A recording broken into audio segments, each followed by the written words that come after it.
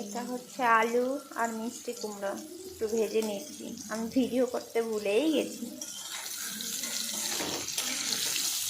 একটু লাল লাল করে হালকা ভেজে নিচ্ছি। তারপরে এখানে আছে হচ্ছে মিষ্টি আলু। মিষ্টি আলুটাও হালকা একটু ভেজে নেব। আগে এটা একটু ভাজা হোক, তারপরে যখন এটা হালকা হালকা ভাজা হয়ে গেছে, কালারটা চেঞ্জ হয়ে গেছে, দেখেছো, আমি মিষ্টি আলুগুলো দিয়ে দিচ্ছি।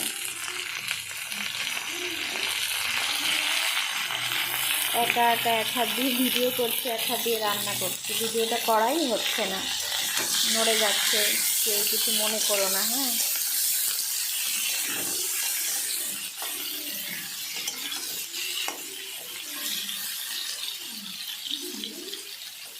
একটু হালকা করে ভেজে নেব, তারপরে নামিয়ে দেব। আমার ভাজাটা হয়ে গেছে, আমি এখন নামিয়ে দেব। এটাকে তুলে নেব।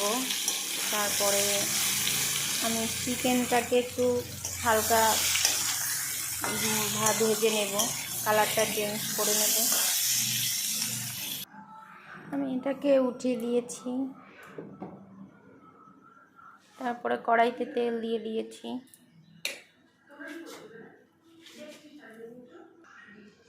তারপরে আমি এক এক করে মাংস দিয়ে দিচ্ছি। বাহ,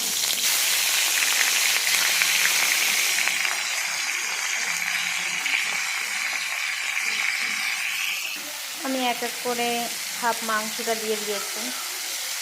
এটা হচ্ছে ভুনা খিচুড়ির জন্য।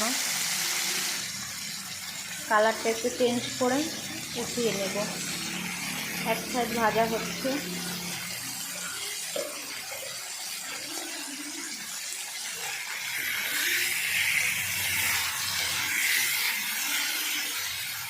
হালকা করে ভেজে নেব।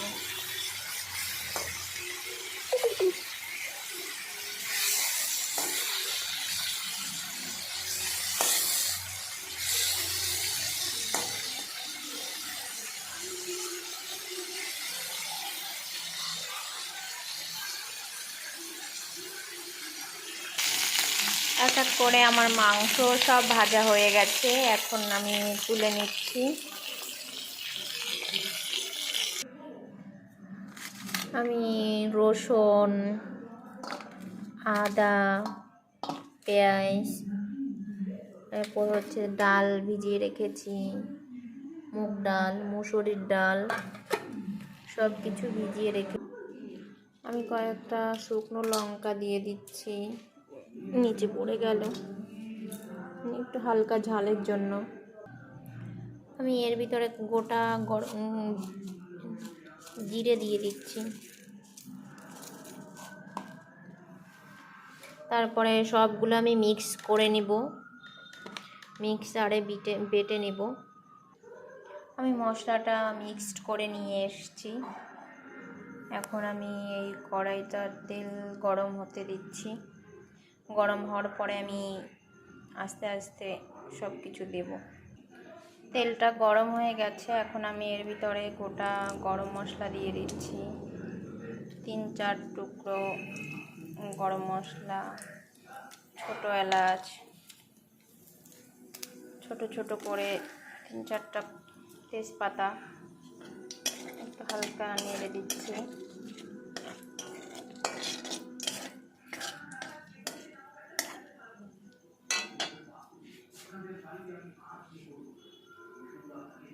পরে আমি এর ভিতরে পেঁয়াজ দিয়ে দিচ্ছি।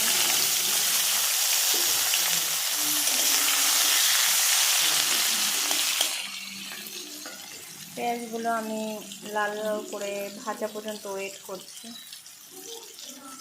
আমি হালকা একটু নুন দিয়ে দিচ্ছি যাতে পেঁয়াজটা তাড়াতাড়ি ভাজা হয়।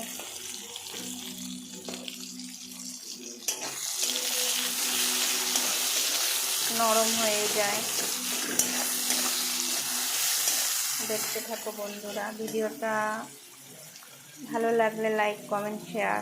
অবশ্য আমি ভালো করে করতে পারি না, কারো ভালো লাগার কথা না, কিন্তু কি করব, ইচ্ছে করে ভিডিও করি। তারপরে আমি যে পেস্টটা বানিয়েছিলাম সেই পেস্টটা দিয়ে দিচ্ছি। একটু করে আমি সবগুলো একটু হালকা কষিয়ে নিলাম মশলাগুলো। তার ভিতরে আমি একটু এই মশলার ধোয়া বাটিটা থেকে দিয়ে দিচ্ছি একটু জল দেওয়ার পরে আমি একটু নেড়ে চেড়ে নিচ্ছি।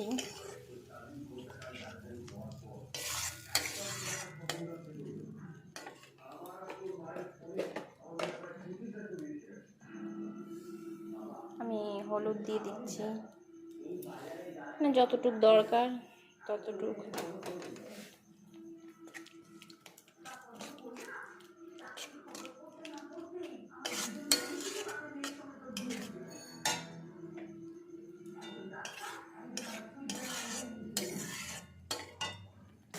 তারপরে আমি এর ভিতরে ধনে গুঁড়ো দিয়ে দিচ্ছি। আমি ধনেটা ঘরে গুঁড়ো করাই ছিল আগে, তাই জিরেটা ছিল না বলে জিরেটা আগে দিয়ে দিয়েছি মশলার সঙ্গে। আমি মশলার ভিতরে কিন্তু স্বাদ মতো নুনটা দিয়ে দিয়েছিলাম, কালারটা কত তাই সুন্দর তোমাদের দেখাইতে ভুলে গেছি। আমার মশলাটা প্রায় কষানো হয়ে গেছে, আর একটু কষাতে হবে যত সময় তেলটা উপরে না চলে আসছে।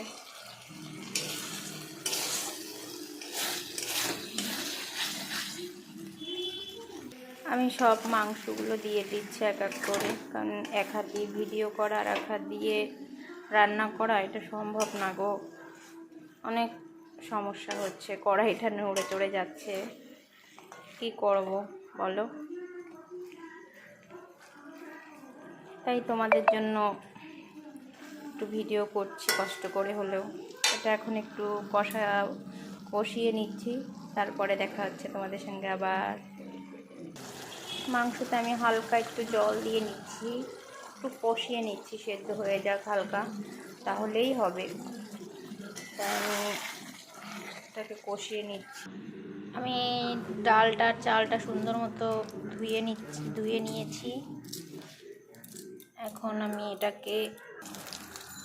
এটায় ঘি দিয়ে দিয়েছি, কাজু কিশমিশ দিয়েছি, আর এই পাশে ডাল আর জল গরম করতে দিয়ে দিয়েছি।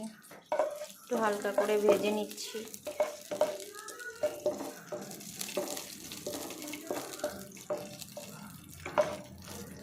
আমার ভাজা হয়ে গেছে, আমি চালটা দিয়ে দিচ্ছি।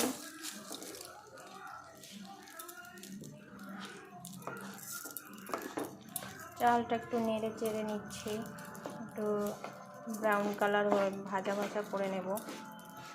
ব্রাউন কালার হবে না, মানে কালারটা চেঞ্জ হলেই আমি জল দিয়ে দেব। আমি একটু চালের ভিতরে হলুদ দিয়ে দিয়েছি যাতে কালারটা সুন্দর আসে, তাই। আর আমার এপাশে জলটাও ফুটে উঠেছে, আমি এখন এখানে দিয়ে দেব। তাই আমার দু হাতটাই দরকার, তাই আমি তোমাদের দেখাতে পাচ্ছি না, কারণ আমি এক হাত দিয়ে ফোনটা ধরে আছি আর এক হাত দিয়ে ভিডিওটা করছি। আমি জলটা দিয়ে দিয়েছি, তারপরে কয়েকটা কাঁচা লঙ্কা দিয়ে দিচ্ছি। তারপরে আমি মাংসটা দিয়ে দিয়েছি।